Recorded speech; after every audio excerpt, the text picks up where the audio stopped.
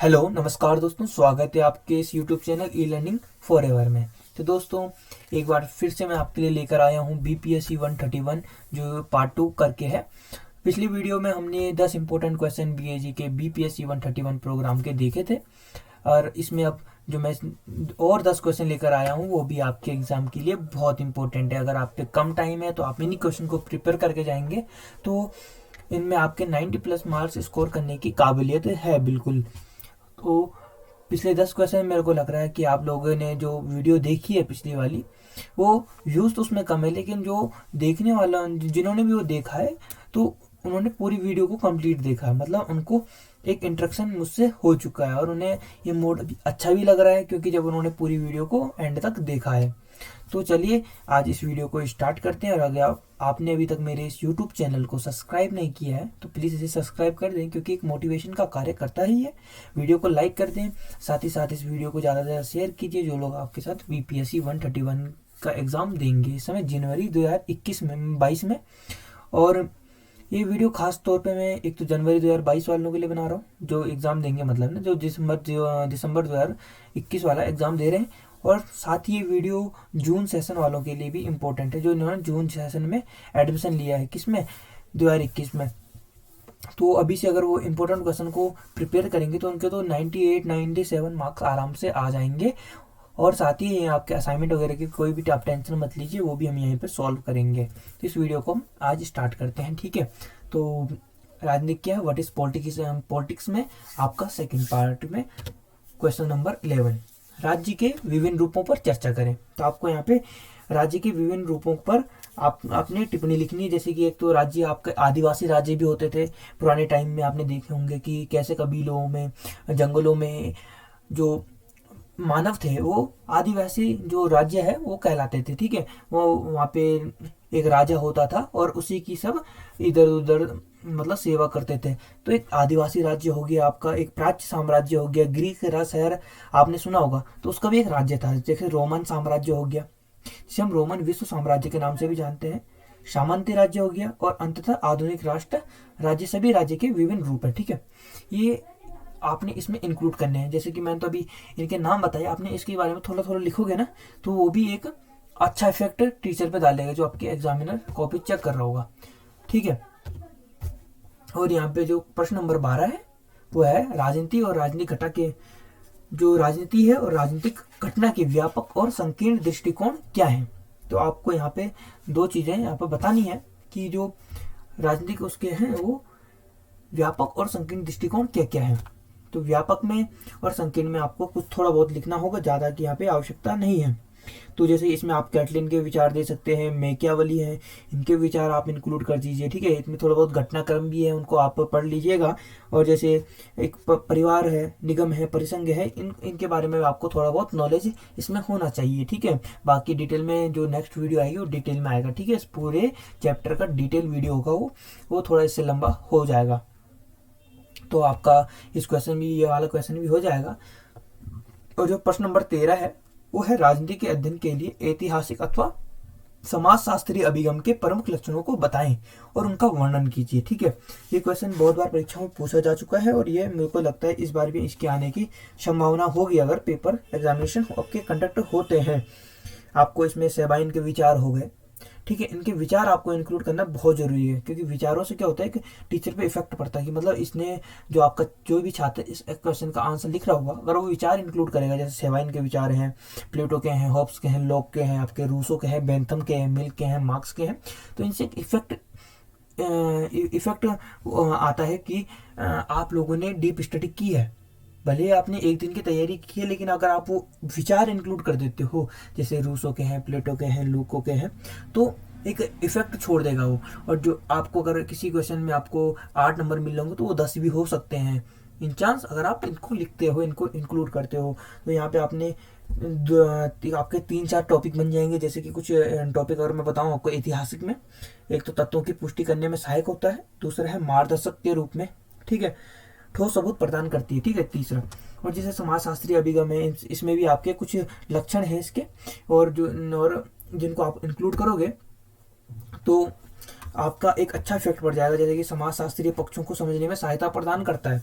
ये जो है आपका समाजशास्त्रीय पक्षों को समझने में सहायता प्रदान करता है कि आपके समाज में चल क्या रहा है विशिष्ट तौर पे, ठीक है।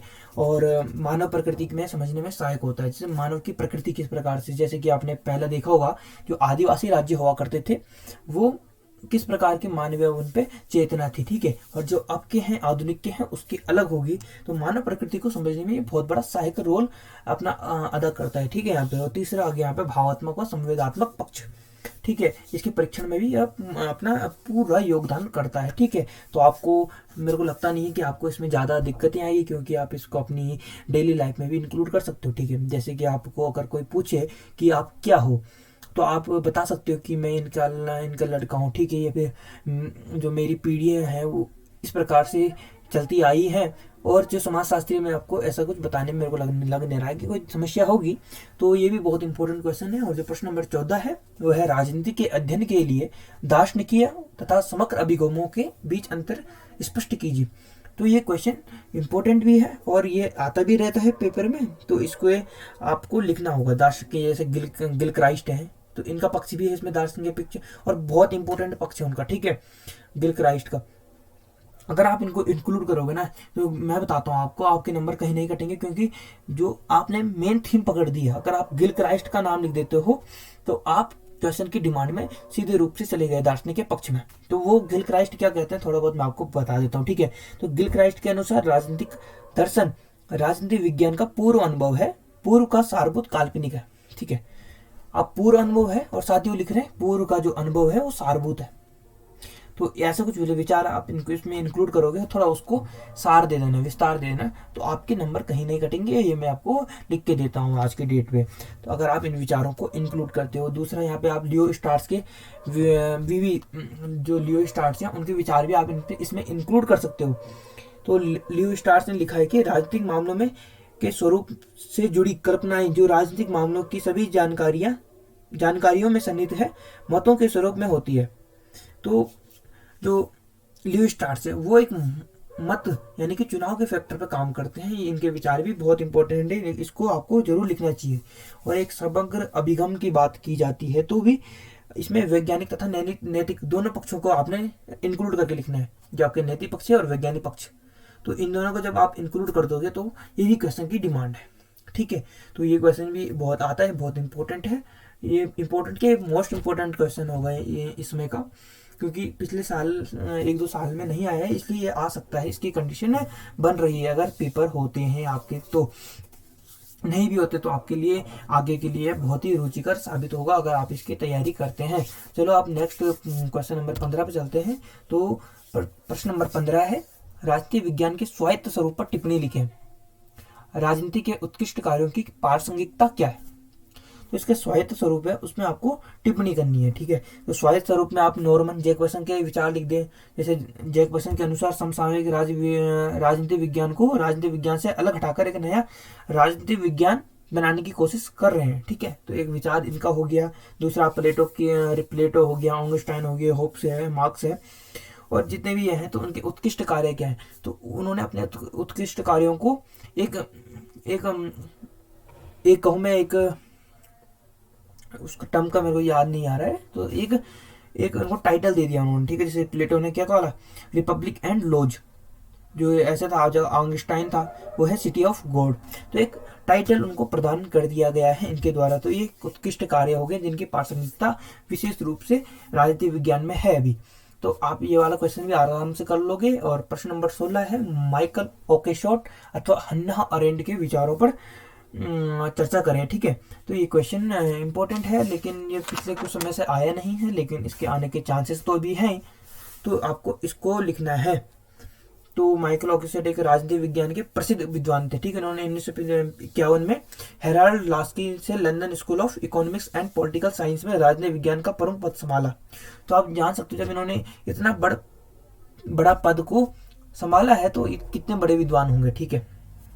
और ऐसे ही हमारे जो हन्ना अरेंड है एक अपवाद मौलिकता वाले विचारक थे, ठीक है। ये अपवाद पैदा करते थे, जैसे कि प्रत्येक व्यक्ति अपने आप में एक अनोखा व्यक्तित्व लिए हुए होता है। इनकी जो सोच थी वो एक व्यक्तित्व की, एक सिंगल पर्सन के बारे में सोचते थे, ठीक है।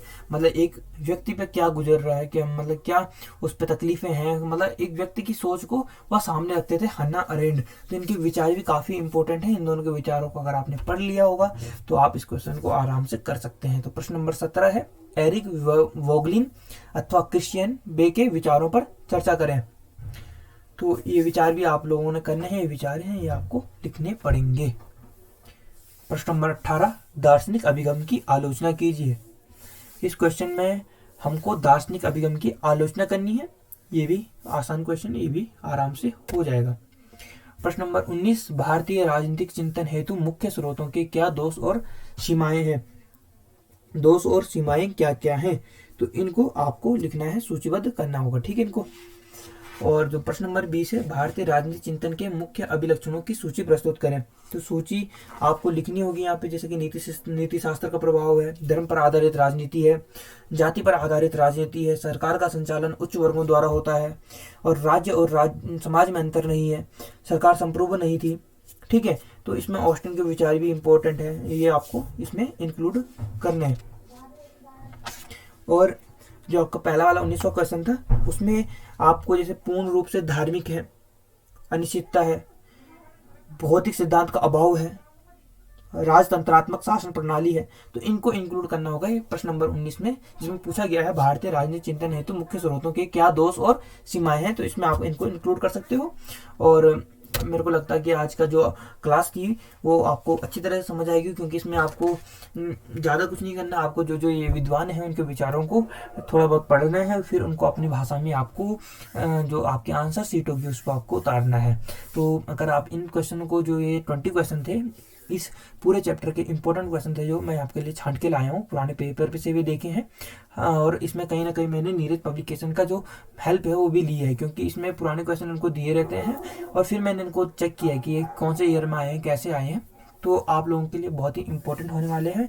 और आपको इस प्रकार की अगर इन क्वेश्चन की पीडीएफ भी चाहिए होगी तो मैं आपको इन टेलीग्राम चैनल पर डाल दूंगा, आप वहाँ से इसको ले सकते हैं। तो अगर आपने वीडियो अच्छी लगी हो, आपने पूरे एंड तक देखो हो, आपको कुछ भी इंफॉर्मेटिव यहाँ पे लगा हो, और आपको किसी भी प्रकार की इग्नू में हेल्प मिली हो मेरी वीडियो को देखने से, तो मैं चाहता हूँ आप मेरे इस चैनल को सब्सक्राइब करें, साथ ही अपने दोस्तों तक इसे शेयर कीजिए। और जो मैं कल एक वीडियो लेकर आने वाला, नीरज पब्लिकेशन का रिव्यू होगा, एक प्रकार से उनकी बुक से मैं दिखाऊंगा आपको, ठीक है। तो आपको समझ आएगा कि आपको उन बुक्स को लेना है या फिर मेरे द्वारा आप इस स्टडी को कंटिन्यू कर सकते हो, ठीक है। तो आज के लिए फिलहाल बहुत है, इतना ही, और फिर मिलते हैं कल नेक्स्ट वीडियो में। और कल या परसों में मेरी एक इस चैप्टर की एक पूरी इन्फॉर्मेटिव वीडियो आपको मिल जाएगी, जिसमें मैं आपको प्रत्येक टॉपिक कवर करूंगा, ठीक है। उसमें हो सकता है मैं एक वीडियो को 2 पार्ट में कवर करूँ, या फिर एक ही वीडियो को पूरा लंबा चला के आपको जिस हिसाब से होगा आप कमेंट बॉक्स में मेरे को टाइप करके लिख दे, मेरे को समझ आ जाएगा, ठीक है। Thank you.